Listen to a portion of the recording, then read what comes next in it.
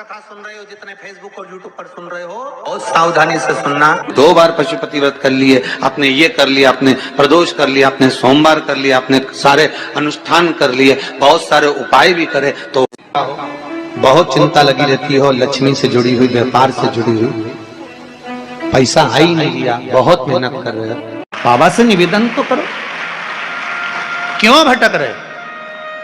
के दिन अगर शंकर के मंदिर में जल चढ़ाया जाए तो नारी का अखंड सौभाग्य होता है। महाराज शंकर भोलेनाथ ओघड़दानी की कथा कर रही है, व्रत कार्तिक महत्तम कहता है। कार्तिक के महीने में सबसे बड़ा अगर व्रत का कोई नियम है तो केवल एक नियम सबसे बड़ा है, सुबह ब्रह्म मुहूर्त स्नान करना और दूसरा दीप लगाना, दिया प्रज्वलित करना, दीपक लगाना। दीप दान से बड़ा कार्तिक के महीने में कोई दान का वर्णन नहीं है जितना दीप दान का वर्णन कार्तिक महीने।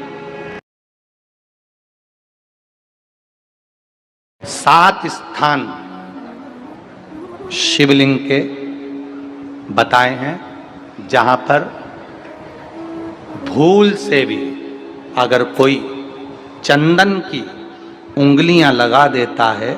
7 स्थान ऐसे हैं जहां चंदन की मात्र उंगलियां लगा देने से ही शिव पितृलोक के पितरों को मुक्ति प्रदान करके वैकुंठ लोक का निवास दे देते हैं। 7 स्थान।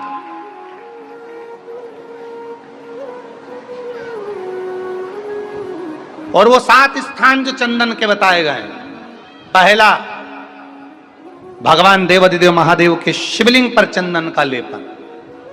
समझ लेना जरा बहुत अच्छे से। आपको लगता है स्वप्न में कोई मुर्दे दिख रहे हैं या कोई जल रहा है या कोई मर रहा है या कोई चला गया है, ऐसा भय लगता है। बच्चों को मानी भेजूंगी ऐसा हो जाएगा, पति को मानी भेजूंगी ऐसा हो जाएगा, कोई हमारे कोई गलत तो नहीं कर रहा है, आपको लगता है। 7 स्थान चंदन के बताएं महाराज। पहला शिवलिंग, दूसरा जहां गणेश जी का स्थान है, मालूम है ना सबको? जम के बोलो जरा, मालूम है ना सबको? जहां गणेश जी का स्थान है वहां अलग से गणेश जी बैठे, वहां नहीं। शिवलिंग में जलाधारी के ठीक सामने राइट में गणेश, लेफ्ट में कार्तिकेय, बीच में अशोक सुंदरी। तो पहला चंदन बाबा के शिवलिंग पर, दूसरा गणेश जी पर चंदन की उंगली, तीसरा षडानंद कार्तिकेय पर चंदन की उंगली, चौथा अशोक सुंदरी पर चंदन की उंगली, 5वां जलाधारी पर चंदन की उंगली, छठा जो शिवलिंग का जल बह रहा है इसके ठीक विपरीत की ओर चंदन की उंगली, और 7वां चंदन नंदी के मस्तक के ऊपर जो 2 सींग लगे रहते हैं उस पर चंदन की उंगली। ये कब लगाई जाती है? या तो अमावस्या के दिन। आपको लगता है कि हमारे पूर्वजों का उद्धार नहीं हुआ, हमारे पूर्वजों का कल्याण नहीं हुआ, कहीं अधोगति में कोई चला गया है, उसका बस एक बार, रोज नहीं जरूरत है, प्रतिदिन जरूरत ही नहीं, महीने में एक बार अगर अमावस्या के दिन भी आपने चंदन के थोड़ा सा चंदन अगर मेरे देवाधिदेव महादेव को 7 स्थान पर समर्पित किया है।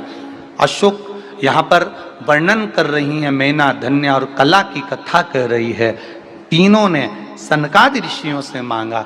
चंदन भगवान को अति प्रिय होता है और चंदन ही एक ऐसा होता है जो पितरों को भी प्रिय होता है, जिसका स्पर्श मात्र लगने से पूर्वजों का कल्याण हो जाता है। वो चंदन। एक सुंदर पीपल का कोमल पत्ता, कोमल पत्ता मतलब एकदम, एक तो पीपल का होता है कड़ला पत्ता, एकदम कड़क हो जाता है, और एकदम होता है कोमल पत्ता। उस पीपल के कोमल पत्ते पर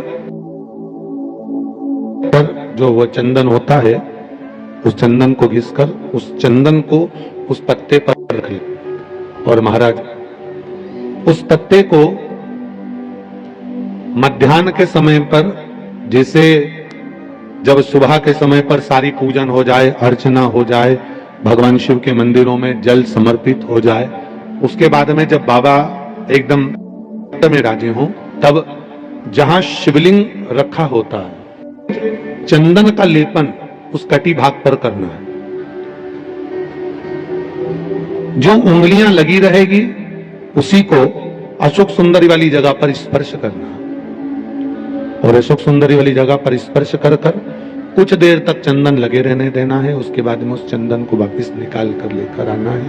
कटी भाग पर जो लगाया गया है उसको भी निकाल कर वापस लेकर आना है। फिर बाबा का स्नान नहीं कराना है, केवल चंदन लेकर आना है, उसी पीपल के पत्ते पर रखकर। एक डिब्बी में उस चंदन को आप रख लीजिए। कुछ दिन जिसकी नेत्र ज्योति कमजोर है, चश्मा लग रहा हो, श्रवण शक्ति कमजोर हो, सुनाई कम दे रहा हो, उसके कंठ से इस ठोड़ी तक वो चंदन का तिलक लगाना प्रारंभ कर दीजिए और नेत्रों के नीचे थोड़ा सा वो चंदन लगाना प्रारंभ कर दीजिए। लगभग 20 से 22 दिन तक आप उसका प्रयोग करिए और एक रुद्राक्ष का जल शिव को समर्पित कर कर उस जल का आचमन करना प्रारंभ कर लीजिए। लगभग 22 दिन लगेंगे। धीरे धीरे फिर जाकर डॉक्टर को जांच करा लेना, नेत्र की ज्योति बढ़ना